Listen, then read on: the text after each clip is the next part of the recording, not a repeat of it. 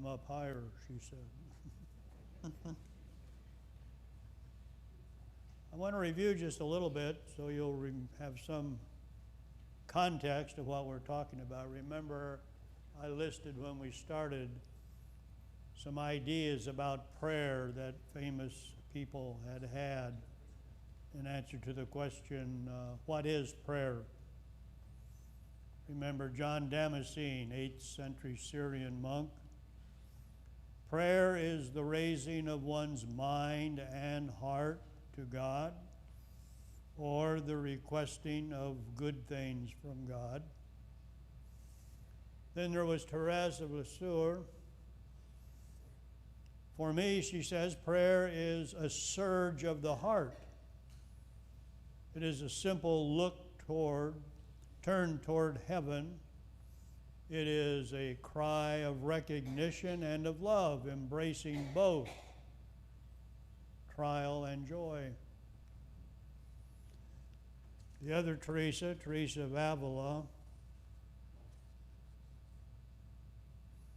mental prayer, she says, is nothing else than the close sharing between friends.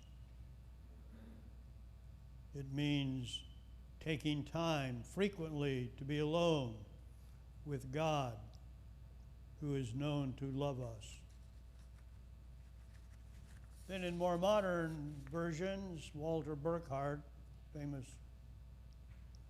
teaching of homiletics, preaching, very brief understanding here. Prayer is a long, loving look at the real. Then William Barry, who's a famous person in spiritual direction and all of that. Prayer is a personal relationship with God. And then James Martin, who has a whole big fat book on prayer. Prayer is conscious conversation with God. And then I was bold enough to put my own understanding in there. Not that they would like it, but nonetheless. Which I just say prayer is any kind of conversation between humans and God. And so far we've seen what that kind of looks like. Yesterday we looked at the Lord's Prayer from a couple of ways.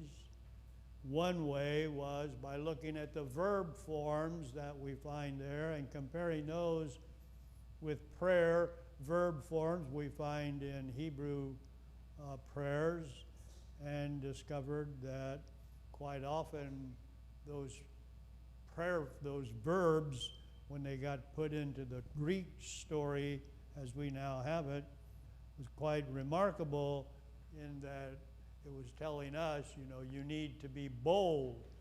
You need to make bold your prayers. Don't go for the little stuff. And so that was, for many people, that's kind of a shocker in a way, because we don't necessarily see ourselves as being in a position to make demands on God, and yet that's what those verbs do. They're the imperative tense mood, and that's just what that tense is used for. So, today I want to look at several things. Remember, Luke has a community that doesn't know much about prayer. Remember, Luke is writing mostly to people who are Gentiles. And unlike Matthew, remember, Matthew is writing for what they call Jewish Christians, Jews who believe Jesus is a fulfillment of the messianic expectation. And therefore, the Jews have a whole backlog of prayer that they can draw from. So Matthew doesn't have to worry about, will my people understand prayer? Will they know what I'm talking about? Will they be able to join in? Yeah, of course they will. Be no problem. Poor Luke, on the other hand, is just hoping that they stay around. And he finds that not only do I have to teach them about prayer, what prayer is, but I also have to encourage them. I have to encourage them because they are kind of the opinion that prayer is a once and for all thing. Once I'm told it's good and I do it, I should be on my way. And they told me that it's good and I should do it, and I did, and nothing happened. What am I supposed to do now? Where am I supposed to go? You said prayer was important. You said that even prayer can change God's mind. You said that even when we're angry, we can pray. Where did you find all that? We never heard any of that before. So he's got to back up and talk about some different kinds of things. He's interested in talking about perseverance. One of the key ingredients of Psalms and how those work are they persevere. They tell us keep at it. Keep talking, keep saying, keep praying. It'll happen. Something good will happen. Don't just do it once and stop. So perseverance is important. Patience, discipline, those kinds of things. So rather than just say that and say, okay, I'll tell you what you should do, here's what it is, blah, blah, blah, you know, he's got some stories. And these are a little more interesting than just me, blah, blah, blah, and that sort of stuff. So here's a story about perseverance in prayer that comes from Luke. You can find it in chapter 11 of his gospel, verses 5 to 13. So here's the story. And Jesus said to them, suppose one of you has a friend, and you go to him at midnight and say to him, friend, lend me 3 loaves of bread, for a friend of mine has arrived, and I have nothing to set before him. Now you need to know some things about that to make any sense of who cares. This is all wrapped up into the ancient Near East notion of hospitality, which was paramount. Every Jew knew about hospitality. It was sort of part of your DNA. You took all aspects of hospitality very, very seriously.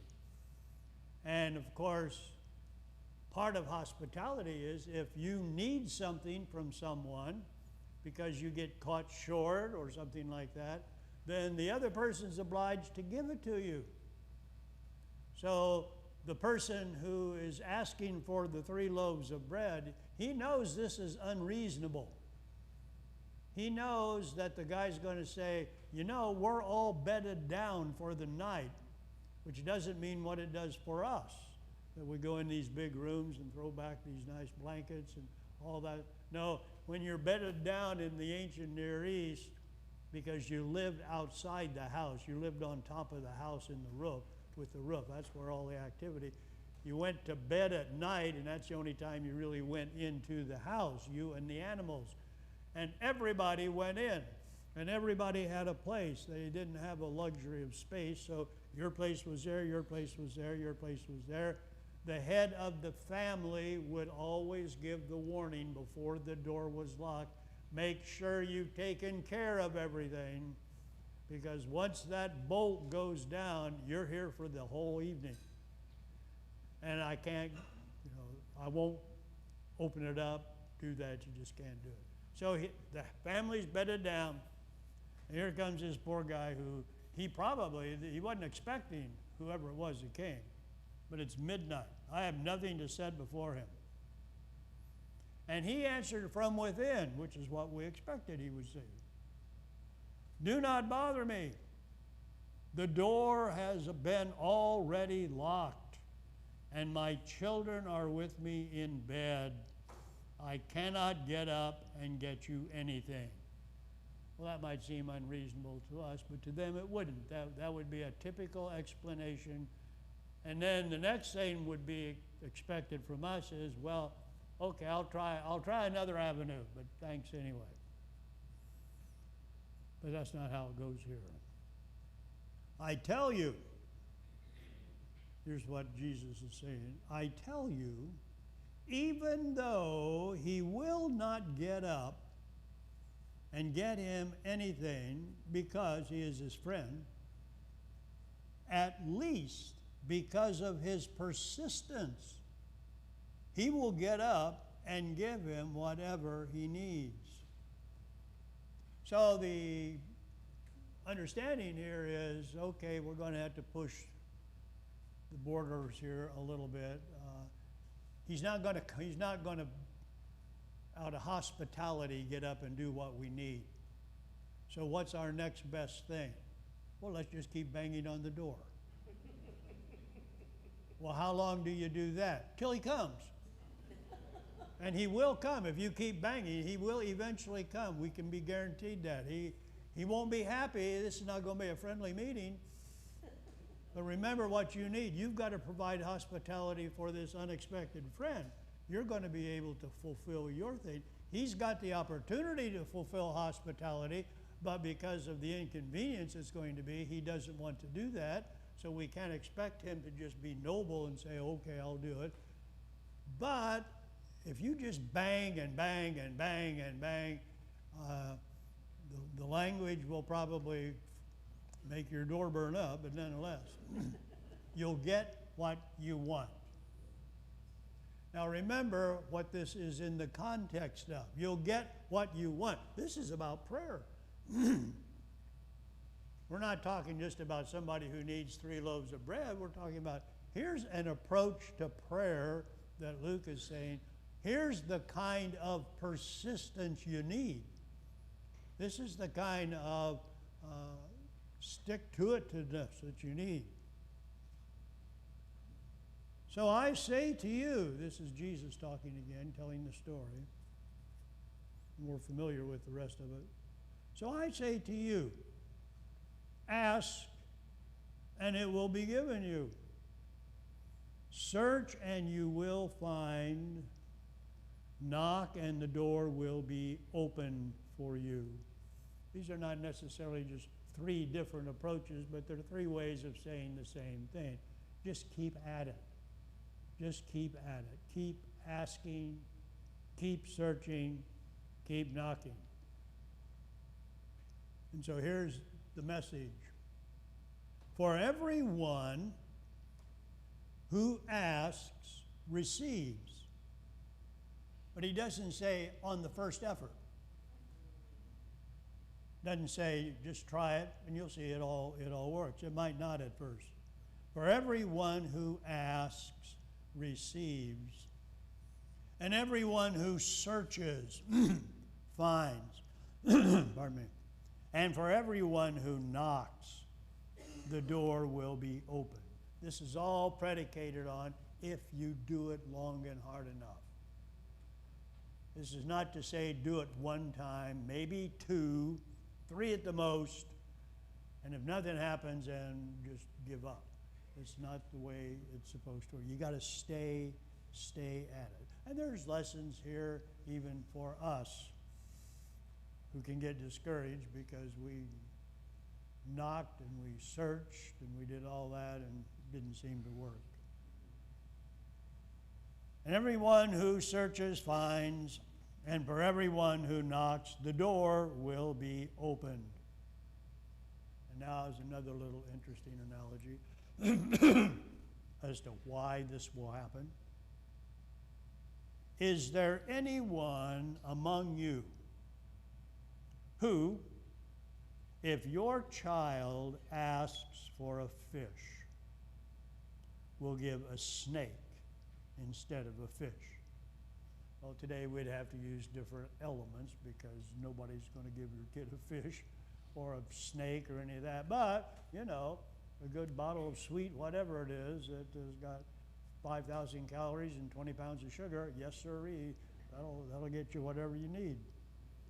Is there anyone among you who, if your child asks for a fish, will give a snake instead of a fish?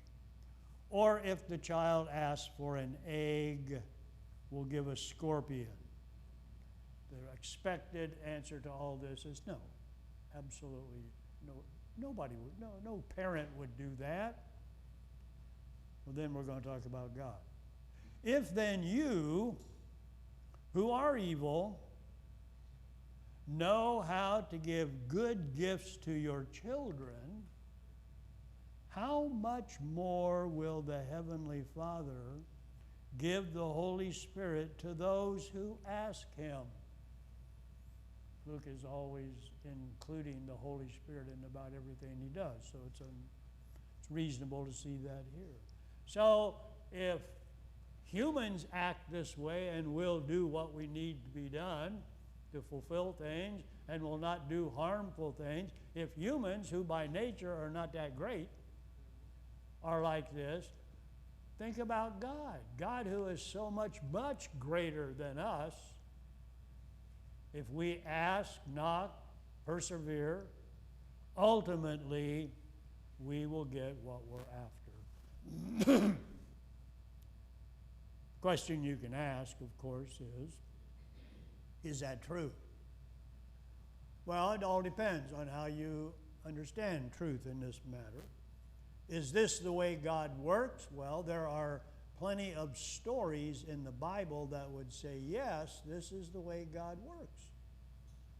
But on the other hand, Luke is talking about a very important element also. Don't forget the perseverance aspect of all this. Don't forget that it's going to take a while. And don't forget that you have no guarantee that exactly what you want is what is good for you. Sometimes God answers a prayer by having us not make mistakes, not choosing the wrong thing, not going down the wrong path, even though at the time it might appear to us, this is where I should be going. And I prayed to have that path open to me, only to discover it wasn't. Now, usually it's going to be hindsight when you can look back and say, wasn't that good I didn't get to do that? Because those who went in that direction, down that path, it did not work. Perseverance. Luke has another little story. Chapter 18, the first 8 verses. Then Jesus told them a parable. This is not really a parable by the kinds of definitions that people who study this material would give to a parable, but parable meaning here story. Then Jesus told them a parable about their need to pray always and not to lose heart. So that's what he's going to try to emphasize here. Praying always and not losing heart. So he said, in a certain city, there was a judge who neither feared God nor had respect for people. Well, it doesn't make much sense to us, maybe. But at the time of Jesus, every community had appointed judges. The purpose and function of the judge was to make sure that righteousness was carried out in the relationships between various peoples, young and old, rich and poor. Judges by nature were supposed to be good quality people. Judges by nature would spend their time and their effort making sure that you got what you deserved, and that if something went wrong, something didn't work out, the judge would be there to help you and to protect you. The idea that here was a judge who neither feared God nor had respect for people. Well, that means basically we're not going to get anywhere here, because this guy is going to be, he's not going to be anything. It's imagine, you can't figure out how he got to be a judge. But nonetheless, he did. And he's not giving this woman what he should, namely her justice. In that city, there was a widow who kept coming to him and saying, "Grant me justice against my opponent." And that's exactly what he's supposed to do. This is not an extravagant demand on the part of this woman. She's basically telling him, do what you're supposed to do. Carry out the job you have so that I can get my justice. For a while, because he doesn't fear God or care anything about people, for a while he refused. But later, he said to himself, "Though I have no fear of God and no respect for anyone, yet because this widow keeps bothering me, I will grant her justice, so that she may not wear me out continually, bothering me." Well, you could say that's not the noblest of reasons. The woman doesn't care if they're noble or not. If she gets her justice, that's all that matters. How is she getting her justice? By persevering, by never giving up, by being there day in and day out, reminding this judge that he's not doing what he's supposed to do, and she is not going to go away until she gets it. He has no interest in doing this because she's a good person or because that's his job to make sure she gets her righteousness. He cares nothing about that. He does not fear God, does he? He doesn't care about anybody. It's only because she perseveres. She will not give up. Now, at the time of Jesus, this would have been even more intriguing because the main character is a woman. And that would not have been as noble as if it were some wealthy man who needed justice. Well, they'd get it right away. But this is a poor widow who hasn't gotten the justice that she deserves. And the Lord said, listen to what the unjust judge says. "And will not God grant justice to his chosen ones who try, his chosen ones who cry to him day and night? Will he delay long in helping them? I tell you, he will quickly grant justice to them. And yet when the Son of Man comes, will he find faith on earth?" The last phrase was probably just inserted there a little bit later after the story. It's a typical verse that Luke uses in other places. So once again, the story is, if you keep at it and you keep at it, eventually you can get what you want.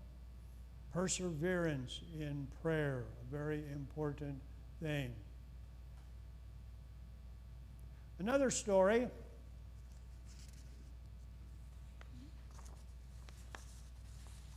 that's kind of similar but not. There's two stories about Jesus, which I say are about prayer. One is when Jesus is in the Garden of Gethsemane, and as the Gospel of Mark describes that, and you know, if you read the Gospel of Mark, and this story comes in the Gospel of Mark chapter 14, verses 13 to 42. There's only 16 chapters in Mark, so we're getting toward the end. Jesus has spent most of his time in the Gospel of Mark trying to teach his disciples what it means to be a follower of his, what it means to be a disciple. He's done everything he can think of. He's worked miracles in front of them. He's done all different kinds of things. Every time they just don't seem to catch on. And eventually he said, well, let me try another thing here. I'll just tell them what's going to happen to me in the future. And I'm going to do this 3 times in a row just to see what happens. So what he's going to do is he's going to have Jesus predict his passion. So the Son of Man is going to be handed over to enemies and blah, blah. So we know how that goes. So he does that one time. He's hoping the disciples will catch on to what that means, that he's going to have to suffer and die and then 3 days later be raised up. He's saying, this is the very core reality of who I am, and you need to know who I am if you're going to be a follower of mine. And so he tells them that, and the result is they don't have a clue what he said. They don't have one single clue. As a matter of fact, they go in some totally different direction, as if he hadn't said anything. So you've got the passion prediction followed by misunderstanding on the part of the disciples. That misunderstanding on the part of the disciples gives Jesus the opportunity to give them even more instruction. So the third element is considered to be the instruction that Jesus gives to his disciples, what it means for him to suffer, die, and be raised up later on. He does that 3 times in a row, chapter 8, 9, and 10. And at the end of that, he's gotten nowhere. And so he just says at the end of chapter 10, that's it. I've done all I can do. I've done more than I should and all that I can. Let's go. Well, where are we going? Well, now he's going to go out to Gethsemane. And he's very upset. Mark is one of the Gospels that portrays Jesus and his passions. In Mark's Gospel, Jesus gets angry. Jesus gets depressed. Jesus gets all caught up. The Greek words that are used to express Jesus' attitude are important words. They're called gut words because they're words you use if your stomach is aching or upset and whatnot. And so when an author wants to tell you in Greek that this person is really upset, they'll use these gut words. And so this passage is full of those gut words. So he's headed over to one of his favorite places, the Garden of Gethsemane. He's asking his disciples to go with him. He's not expecting anything from them because they don't have anything to give. But just come on anyway. They went to a place called Gethsemane. Now keep in mind the background of all this. He's been trying since chapter 1 to teach his disciples what it means to be a follower, and he has gotten absolutely no place. And he said to his disciples, "Sit here while I pray." That's not a hard thing to understand. You can teach your dog that. Sit here while I go and pray. Think you can do that? Well, it's going to get tougher because eventually I'm going to ask you to not only sit there, but even stay awake. You're not going to make that. He took with him Peter, James, and John. These are the big three. They're always with him everywhere. If anybody should know who he is, it should be these three guys. And began to be distressed and agitated. Those are those gut words. He began to be distressed and agitated. You might ask the question, why? What's he so upset about? Well, he's so upset because this is the point in his ministry where he now has to come face to face with the harsh reality that you're going to get killed. And there's nothing you can do about it. And it's not going to be fair and just. It's going to be the Romans who see you as an insurrectionist. And the Jewish high priests and all those upper people, they're not going to try and stop you from being killed. Now, that's not a pleasant thing. Even for Jesus, the Son of Man, that's not a pleasant thing. And he said to them, the disciples, "I am deeply grieved gut word, even to death. Now here's the instructions. Remain here and keep awake. If we'd have read chapter 13, the one before here, that was one of the mandates that came out of that chapter. What are the disciples supposed to do in the future? They're supposed to stay awake. Make sure you stay awake and be prepared for the second coming. And going a little farther, he threw himself on the ground and prayed that if it were possible, the hour might pass from him. Well, this is crucial. This is where he comes face to face with the reality of his own death. And notice his response. If it were possible, this is him praying to God. If it were possible, the hour might pass from him. In other words, he's saying, I don't want to do this. I don't want this to happen. Probably thinking, if you are God, and I know you are, you can do anything. So certainly we can figure out a different way. So here's the actual prayer that he said. Abba. Well, we know a little bit about that. Intimacy. Abba, Father, for you all things are possible. So you can change this if you want. Remove this cup from me. I don't want to do this. Let's do something else or not do anything.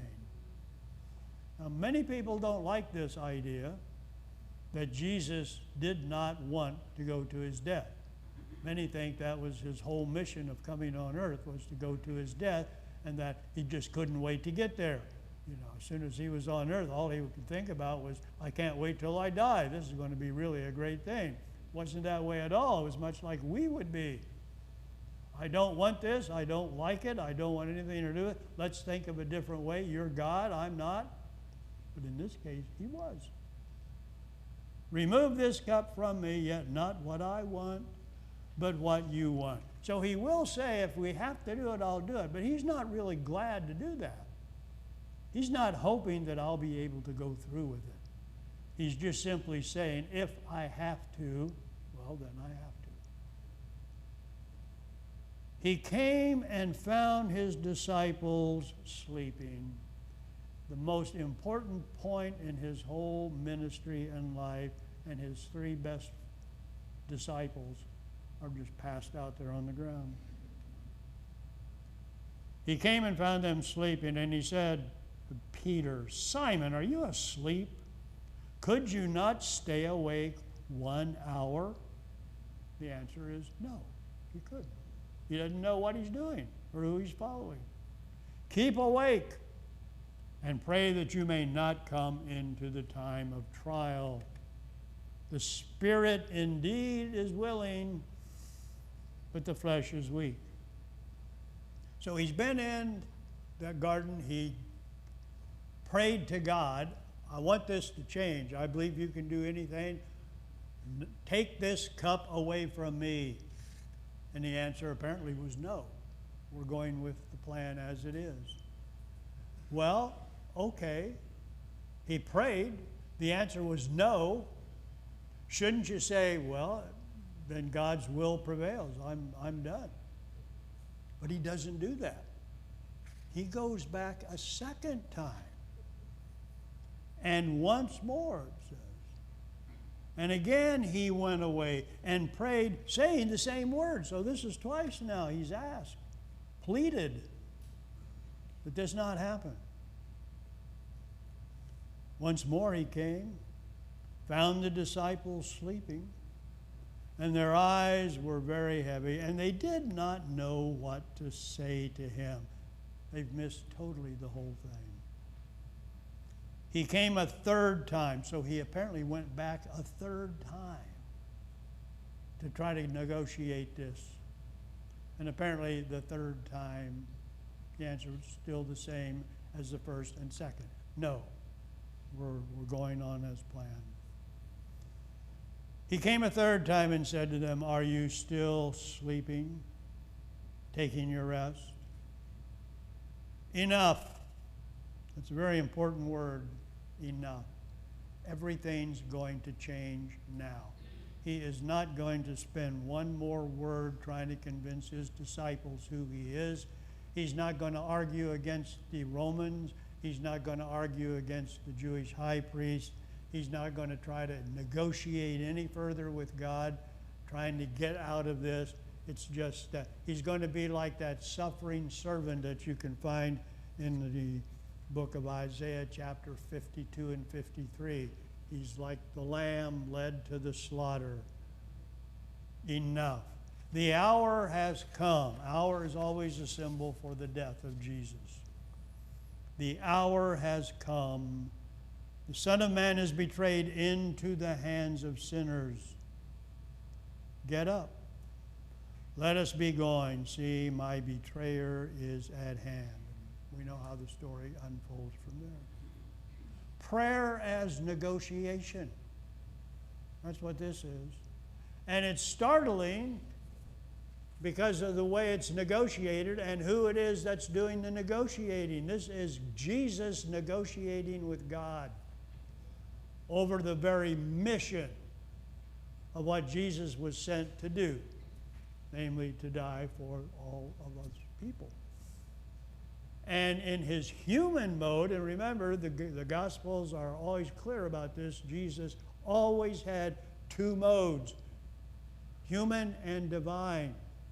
While he was on earth, and Mark emphasizes this as well as Paul, while he was on earth, he lived mostly out of his human mode. He was a full human person. And later on, of course, he be in his divine mode. But he never was without both. He never was without both. But while he doesn't look like he's very divine in this story here, he is. But he's living out of his human mode, and humanly speaking, this was something he did not want to have to endure. But he will, and he did, because that's the way the mission of God ultimately said it. But it's a classic description of prayer as negotiation. Jesus facing his ultimate mission, not wanting to, knowing exactly what it's going to be like, not wanting to get there and going right to the top and saying, let's rethink all this. And it wasn't rethought. And that will happen. Maybe with us, it will not be rethought. A very powerful prayer story. A very powerful prayer story. And of course, we can go on because next thing we know, Jesus is going to be hanging on the cross. And here is a story. It's the ending of the Gospel of Mark. And it's basically prayer as rejection. Prayer as rejection. This is Jesus once again in communication with God. When it was noon, darkness came over the whole land until 3 p.m. At 3 o'clock, Jesus cried out with a loud voice, Eloi, Eloi, lama sabachthani. It's his native language, Aramaic. It's a quote from Psalm number 2. My God, why have you forsaken me? Now, Jesus is hanging on the cross. He's about to be dead. And what he's thinking, if he's looking out there, is this has all been a grand mistake. Now remember, he's in his human mode. That's why he's thinking this way. He's looking out and nothing's there for him. It looks as if he's done all this for nothing because he's going to die anyway. my God, why have you forsaken me?" When some of the bystanders heard it, they said, "Listen, he's calling for Elijah." Someone ran, filled a sponge with sour wine, put it on a stick, and gave it to him to drink. That was a painkiller. Saying, "Wait, let's see whether Elijah really does come. Take him down." Then Jesus gave a loud cry and breathed his last. Now, what's important for Mark here to realize, for us to realize, is even though Jesus, humanly speaking, feels he has been abandoned, he's actually been abandoned 4 times in this gospel. In chapter 3, his parents or his family came to take him away because they thought he was crazy. In chapter 6, he went home to Nazareth for the first time, and they thought he was a fraud. In chapter 14, his disciples, when he needed them the most, were not there. They exited, stage left. And the final and 4th rejection is while he's hanging on the cross, he feels even God has rejected him. But Mark wants us to not miss the point. What were his last words? My God, why have you forsaken me?" Those are words that express abandonment. But on the other hand, they're words of prayer. They come from a prayer, Psalm 2. You can look at it yourself, opening line. My God, why have you forsaken me? Mark wants us to know that even though Jesus might feel, humanly speaking, that he's been abandoned by God, he does not abandon God. His very last words are words of prayer. Now, and a curtain, see, then Jesus gave a loud cry and breathed his last. And the curtain of the temple was torn in two, which is a symbol that God has not abandoned Jesus. God has accepted the death of Jesus, and everything that separated the inside and the outside, the Jew from the Greek, the good from the bad, that's all gone when that curtain has been ripped in two, and now everybody has access to God. And Jesus, in fact, was not abandoned, even though as a human he felt he was. And the curtain of the temple was torn in two from top to bottom. And here comes the final irony of the whole thing. Now when the centurion who stood, centurion, he's a paid Roman soldier, not a believer. Then when the centurion who had stood facing him saw that in this way he breathed his last, he said, "Truly this man was God's son." Isn't it ironic? None of his disciples could come to this conclusion. It takes an outside person who is not by nature a believer to come to the full truth of who this Jesus is. Truly, this man was God's son. Prayer as negotiation, prayer as abandonment. We have experienced both of those. We have been, at times, felt that God has abandoned us. We're not quite sure what we should do in that case. But what Jesus did was just say it out loud. He was not correct, but the way he felt was, it's all over. I've done everything I'm supposed to do, and I'm here all by myself, hanging alone on this cross. Well, yes, that's how that feels sometimes. But as we learn from him, he didn't have it all. That's not exactly what was going on. There was more going on than what even he could see at that time. So, prayer as rejection and prayer as negotiation. We're usually told you don't negotiate at prayer. You just say your prayers and God will either give it to you or not. Well, that's not what we're hearing here. You know, Jesus certainly spent a lot of time negotiating. Now, ultimately, it didn't go his way. Well, sometimes it doesn't. But at no point does it say, well, remember, it didn't go his way, so if you're smart, you won't do what he did, because it won't work for you. That might be our way of thinking, but not his. There's one more great prayer story that we'll look at tomorrow.